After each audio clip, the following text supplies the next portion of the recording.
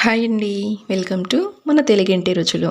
ఇవాల్టి ఈ వీడియోలో మనం చూడబోయే రెసిపీ కారం పొడి, మల్టీపర్పస్ కారం పొడి అండి. అది కూడా స్టవ్తో పని లేదు. స్టవ్ ఆన్ చేయకుండానే చక్కగా మనము నిమిషాల్లో ఈ కారపొడిని అయితే తయారు చేసుకోవచ్చు. మల్టీపర్పస్ అని చెప్పాను కదండి.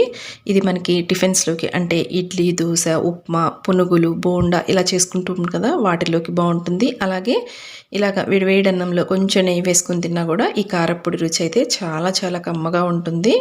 నెక్స్ట్ మనకి ఈ వేపుడు కూరలు చేసుకుంటూ ఉంటాం కదండి, ఫ్రై రెసిపీస్, వాటిల్లో కూడా లాస్ట్లో కొంచెం ఈ పొడి చల్లేసి ఒక్క నిమిషం అలాగా వేయించేసి స్టవ్ ఆఫ్ చేసినా కూడా మనకి లాస్ట్లో అంటే ఫైనల్గా ఈ కూరల్లో వేసుకున్నా కూడా వేపుడు కూరలకి చాలా కమ్మటి టేస్ట్ వస్తుందండి. దీనికోసం అయితే ఫస్ట్ ముందుగా మిక్సీ జార్ తీసుకోండి. అందులోకి 1 కప్పు నిండుగా ఎండు కొబ్బరి ముక్కలు వేసుకొని ఈ విధంగా కొంచెం పొడిగా అయ్యేంత వరకు అయితే గ్రైండ్ చేసుకోండి.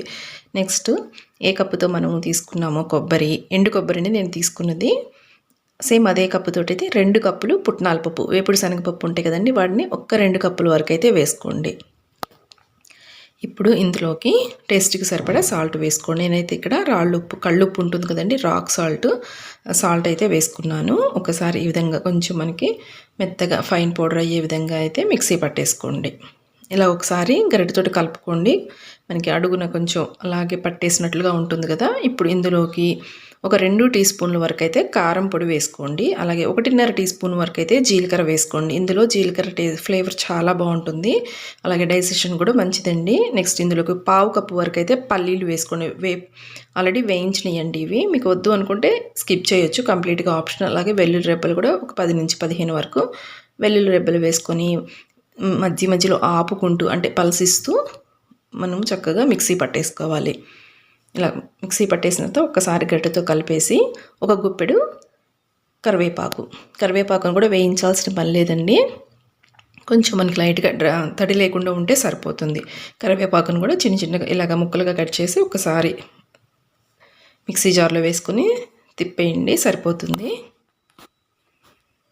ఇప్పుడు ఇలాగా గ్రైండ్ చేసుకున్న ఈ కొబ్బరి కారం మొత్తాన్ని కూడా ఇలాగా గిన్నెలోకి వేసేసుకొని ఒక్కసారి చేతితోటి అంతా కూడా బాగా కలిసే విధంగా కలుపుకోవాలి. చాలా సింపుల్ అండి, ఒక 5 నిమిషాల్లో అయిపోతుంది. అన్నీ మిక్సీ పట్టేసుకోవటమే కదా, వేయాల్సినవి అన్నీ వేసేసి చక్కగా మిక్సీ పట్టేసుకున్నారంటే కారపొడి రెడీ అయిపోతుంది. ఇది మీకు ఒక 3 వీక్స్ వరకు కూడా ఫ్రెష్గా ఉంటుందండి. ఇది కంప్లీట్గా కొంచెం మనకి గ్రైండ్ చేసినప్పుడు లైట్గా కొంచెం వేడి అనేది ఉంటుంది కదా, కారం పొడి కొంచెం చల్లారిన తర్వాత అయితే ఇలాగా ఎయిట్ కంటైనర్లో పెట్టేసుకున్నారంటే మీకు ఫ్రెష్గా, బయటే పెట్టేసుకున్నా కూడా మీకు 3 వారాల పాటు అయితే చాలా ఫ్రెష్గా ఉంటుంది. ట్రై చేయండి. ఈ కారపొడి మీకు నచ్చితే కనుక ప్లీజ్ లైక్ చేయండి. ఛానల్ని కొత్తగా చూస్తున్నట్లయితే వీడియోస్ నచ్చితే ప్లీజ్ ఛానల్ని కూడా మీరు సబ్స్క్రైబ్ చేయడం మాత్రం మర్చిపోవద్దు ఫ్రెండ్స్. మరొక ఇంట్రెస్టింగ్ వీడియోతో మరలా మీట్ అవుతాను. Thanks for watching.